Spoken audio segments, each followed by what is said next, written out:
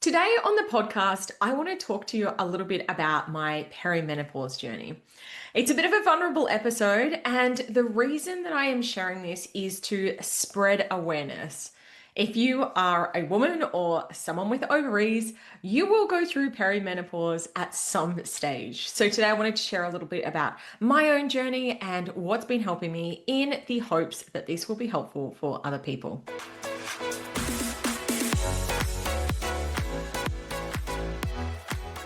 Before I get started on today's episode of the podcast, just a reminder, this episode is not medical advice. Please go and see your doctor or health practitioner for advice that is suitable for you. So I thought that a great place to start would be to talk about what perimenopause actually is, because maybe you aren't even aware. I know for me, I first learned about perimenopause from watching people online and hearing other people talk about it. So I knew what menopause was. I knew that you reached a point where you stopped getting a period, you started getting some hot flushes, and things went a little bit haywire, but I didn't really understand exactly what it meant. So essentially what perimenopause is, it's the lead up to the point of menopause. The definition of menopause is actually that you have been 12 months without having a period. And all the symptoms and things that you are probably familiar with, the hot flushes, etc., actually happens in the lead up to that 12-month window that you go for the first time without having a period. So perimenopause is the average age that women start perimenopause is usually around the early 40s. And often you won't go through the actual menopause, the process of going 12 months without a period until around the average age of 51 to 52. But like I said, the actual perimenopause can start in your early 40s and can last anywhere from 1 to 10 years. The average being 4 to 6 years that people are going through this journey of change. Now, some little stats that I grabbed here. 25% of women going through perimenopause have zero symptoms, like none at all. 60% have mild to moderate, and 20% experience severe symptoms. So, chatting to people of my age about this, some people are like, nope, like my periods are becoming more spread out. But aside from that, nothing else is happening. Most people that I'm talking to are experiencing some form of symptoms, and it can be really different depending on the person. And the severity also seems to vary quite wildly person to person. And I guess this makes sense because when you think about going through puberty, when you think about the actual process of having periods, everyone has a really different experience. I know that a family member of mine experiences extreme pain every month. It's a very volatile, emotional time. I personally had been, pretty lucky to be honest. It was something that kind of rolled around once a month. I might get some cramps, might get a bit emotional. I had very short and not too heavy periods. So again, something that, 50% of the population is going through can wildly vary person to person, the severity, the symptoms, the length, the heaviness, it can vary. And obviously it's the same with perimenopause. When you think back to puberty, again, different people had a different experience of puberty. Some people had extreme mood swings. Some people were like, yeah, kind of a little bit up and down. So everyone has their own different journey. Now, for me, I would say that I probably fall into the category of people who experienced severe symptoms. For me, it first started with my periods really changing.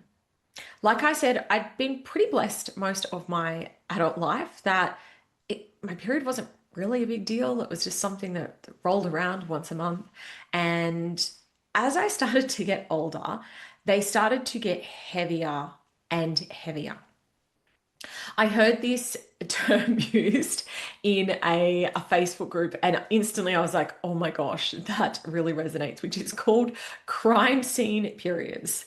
Now, if you have been fortunate enough not to experience this, and if you have a bit of a weak tummy, maybe you might want to skip past this bit. But when I've described it to some other friends who have had the same thing, they're like, oh my gosh, that sums it up completely.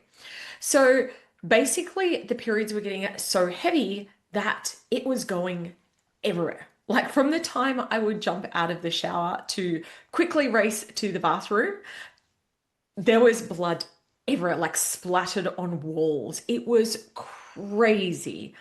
And I started to get a lot of, anxiety or anxiousness about going out because I was bleeding through heavy tampons. I was having to, put multiple forms of menstrual products in place just so that I wasn't bleeding through. And I realized, well, I'm going to have to get some support with this because it's really starting to affect my life. So I went and saw a gynecologist. And when I had the scan, she said, you've got quite a few fibroids. One in particular is quite large. And that's probably what's causing it. She said fibroids itself is generally not, a huge deal, but the reason why you're experiencing this is because of that. And so after doing some research, having multiple conversations with a couple of different doctors, I made the decision to have an ablation and have a marina inserted to stop the heavy periods. So with an ablation, you are essentially burning off the wall of your uterus. So they were the doctor was making sure I was very, very sure that I did not want to have any more children. And I was assuring her that chapter of my life was definitely, definitely done. So we went ahead and I had the ablation and the marina. It was a bit of a bigger operation than I was expecting. I was quite bloated and quite sore for a while. And the symptoms didn't disappear for me straight away, unfortunately. It did take a bit of time for it to really settle down. I believe it was up to about 6 months.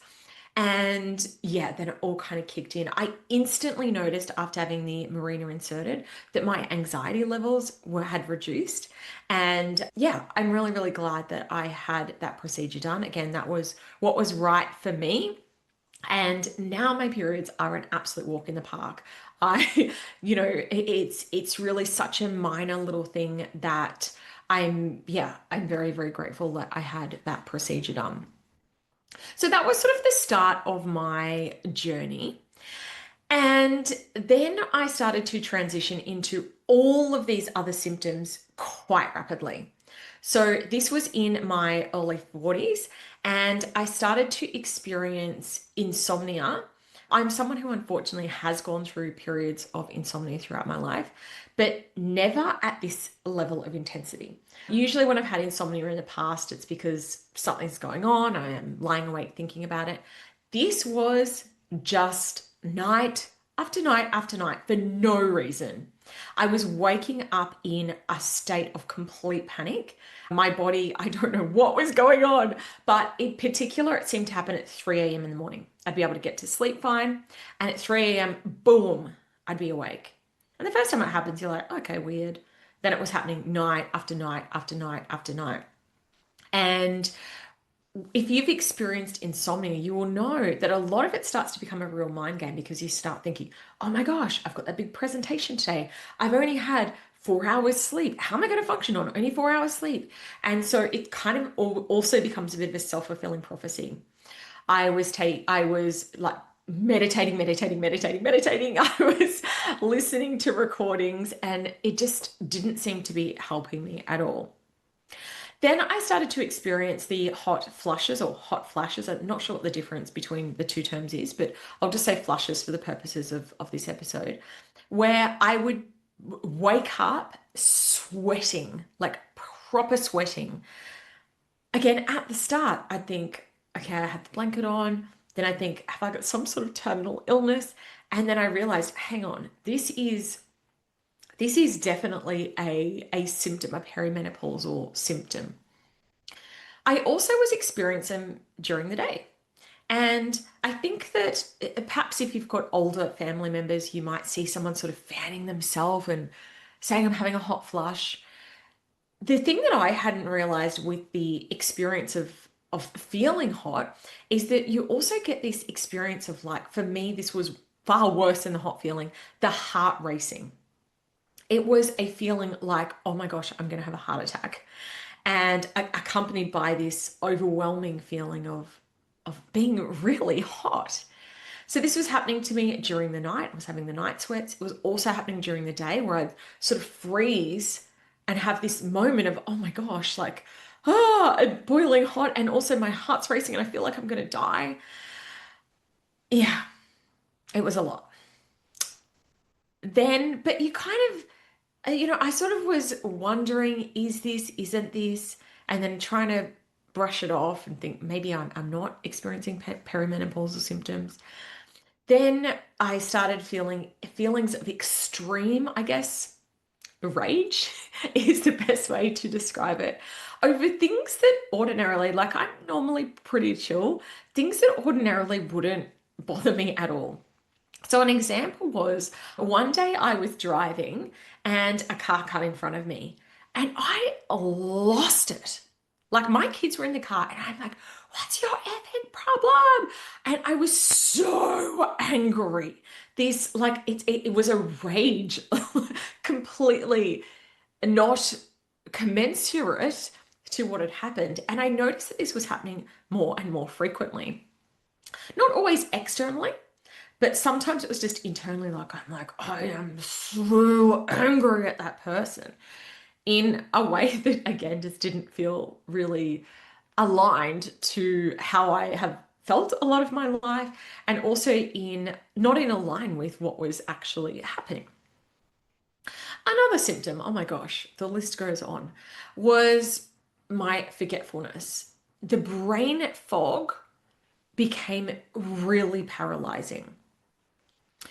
I would forget what I came into a room for, which, as someone who, has ADHD symptoms, that's not in and of its own terribly unusual for me. But to the point where I'd get in, I'd be like, I literally, it wasn't a temporary, like, what was I here for? It was like, I have no idea why I'm here.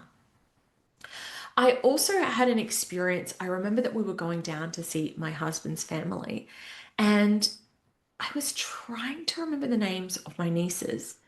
And it wasn't just like a little bit of a delay, like, what's their names again? It was blank. Like, I literally could not remember their names. And it was such a terrifying, scary feeling. So, again, I'm very grateful that there were people sharing about this online, and all of the ducks were sort of there, but I still wasn't sure that that's what I was going through. It was a really strange out of body experience. I kept thinking, oh my gosh, what's going on with me? Some more symptoms I was experiencing. Yeah, it gets better. This is the gift that keeps on giving.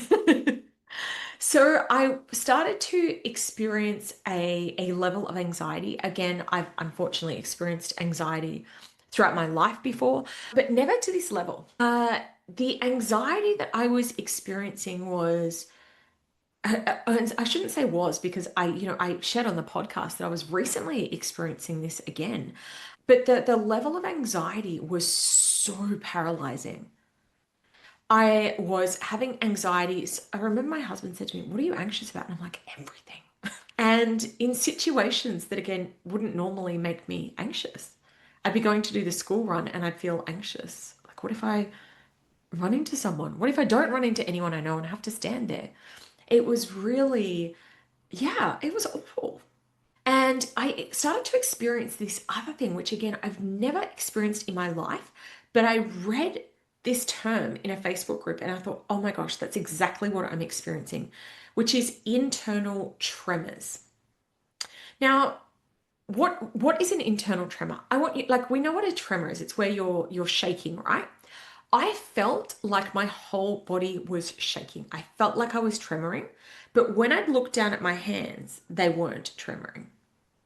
And when I saw the term internal tremors, I was like, yes, that's exactly what I'm experiencing. Like my body is in such a state of anxious paralysis that I'm shaking, I'm shivering, but externally, I'm not. Again, very, very strange. Other things that I was experiencing, my skin crawling, pain in my joints. As you can see, there was a huge range of things that I was experiencing, not at a mild level, at a level that it felt like it was taking over my life. So at this point in time, I went to see a doctor and just went in and was like, blah, blah, blah, blah, blah, blah, blah, blah. All this is going on. First doctor said, you're quite young. I was 42 at the time. You're quite young. Don't think that's what's going on. Let's run some bloods. They ran bloods, and one of the blood tests that they check for is your hormone levels, your estrogen levels. And they said, nope, come back, all fine. And so I left with this feeling of, okay, maybe all of these terrible symptoms are all completely in my head, which now in hindsight doesn't make sense at all. And I am in a Facebook group, a perimenopause Facebook group, and I had seen so many people advocating and saying, don't get blood tests done because that is no longer the gold class standard for how they check for perimenopause. It's symptom led because your hormones can fluctuate rapidly from day to day, hour to hour. And so, even though your bloods might show that you're not perimenopausal, clearly you are because all of the symptoms are there. So, they advised go to a different doctor. Thank goodness I had read that, heeded that advice. I went to another clinic. It's actually here at the Gold Coast called the Her Clinic, but there are, I guess I just wanted to share that if you have been to a doctor and been brushed off or dismissed, find another doctor, in particular one that specializes in women's health. So I went to another doctor and straight away the doctor asked me some questions and she's like, yep, you are perimenopausal. She had suggested HRT. Now, I have heard of HRT, which is now called MRT, and I had been very reluctant to try that because I have a very strong family history of cancer. My grandma actually died at my age, leaving my dad with no mum. My dad has had bowel cancer, a brain tumor, and melanoma. My auntie's had breast and bowel cancer. My uncle died in his 40s from leukemia. Another uncle died from cancer. My mum has had a tumor removed from her kidney and a BCC. So basically, my family is ridden with cancer. And given that I'd heard about the cancer links, I was really scared to try HRT or MRT. But I was at this point where I am like, I cannot go on like this. I was starting to feel really sad all the time. I guess you'd say that I was starting to experience depression. And I thought, I have to do something. So this doctor on the spot gave me, she actually gave me a free bottle. She's just like, here's a bottle, take it, give it a try. I started on the lowest dose that was available. And honestly, within weeks, my life had completely changed. I felt like, I'm not sure if I just said what it was, but she gave me a gel, which is called estrogel. And the way that this gel works is that you just rub it on your skin. I started on the lowest dose. I'm still on a really low dose of it. You have to take, because it's an estrogen supplement, you have to make sure that you also are having a progesterone supplement at the same time. So I had the Marina, which was releasing progesterone. So hence why I was able to just start on the gel. But honestly, within weeks, I felt the old me creeping back. I started sleeping. All my anxiety started to subside. The internal tremors were disappearing. And it felt like an absolute game changer for me. That was now over a year ago that I started on the gel. And actually, I realized as I recorded the last couple of episodes, all of those symptoms were starting to return. Again, I went back to this Facebook group. I'm going to share the link for this Facebook group in the show notes for today's episode because it's been a game changer for me. But in the Facebook group, I read something about how they have dodgy batches or batches that aren't as effective. And so I threw away that bottle, went on to a new bottle, and guess what? I am feeling fantastic again. So I obviously just had a dodgy bottle, which was causing a lot of my symptoms to return. So, whew, big episode. I've shared a lot. And again, the intention behind me sharing is that if you are going through this, if you know someone who might be, going through this as well, to have a little bit of empathy for what's going on for them, or to help understand what might be going on. If you aren't at that age yet, I just want to warn you that this may be coming for you. Maybe you might be one of the lucky ones who doesn't experience it. And I also wanted to, I guess, share this because just a reminder to the outside world, most people would have had no idea what was going on for me behind the scenes. I was still socializing. I was still showing up on my social media with my big, bright, smiley, shiny face. I was still going to events, or I was internalizing so much of this because I didn't want to burden other people with it.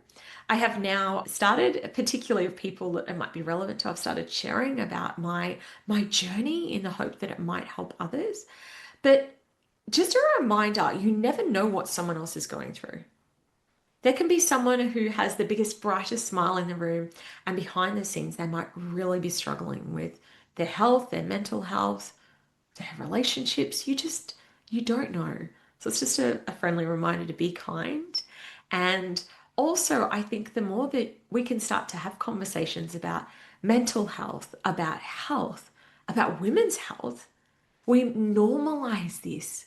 I am so grateful that there were courageous people who had been talking about this online, that there were Facebook groups, there was support, because otherwise, who knows where I could have been. I wouldn't have even known to go and get support. Like I said, I was internalizing a lot of it. One other thing that I do want to share that's been really helpful for me is that I also started on a magnesium supplement. And I've also recently started on creatine. Magnesium is meant to be really fantastic for sleep. And so I've started on a big dose of magnesium. And again, I'm sleeping so well these days. I look back and I think, I can't believe that I was going without sleep and not trying to get to the root cause of it, because it's a game changer in how you feel. And the other thing that I have recently started is creatine. I did start creatine for my training for lifting weights because I have been hearing that it can help you to be able to train better, build more muscle, which again is very important as you are going through menopause, to be able to have bone health and muscle density, because they rapidly decline. So, my weights training is very important to me. But also creatine, there's some studies that show that it's really beneficial in terms of brain health. So yeah, look, this is not medical advice. I know for some of you, you might be very anti-traditional medicine, and that's totally fine for you. You have your own experience, your own journey. For me, this has been my journey, and I am so, so grateful for the medical support that I was able to receive. Like I said, it's been a game changer for me. But please go and seek expert help. Even if you aren't going through menopause, if you are experiencing mental health struggles or health struggles in any area, go on a mission. Make it your journey to say, I am going to get to the bottom of this, because life is so short. And when you feel miserable, you're not living your best, most fullest life. So thank you for joining me for this very vulnerable episode of the podcast. I hope it's been helpful for you. Please feel free to send me a DM or let me know your thoughts. I look forward to sharing more and more on the podcast if I think that there are things outside of business as well that are helpful for you. But of course, this podcast primarily will be about money and business finances. So yeah, thanks for joining me, and I look forward to chatting to you again in next week's episode of the Clare Podcast.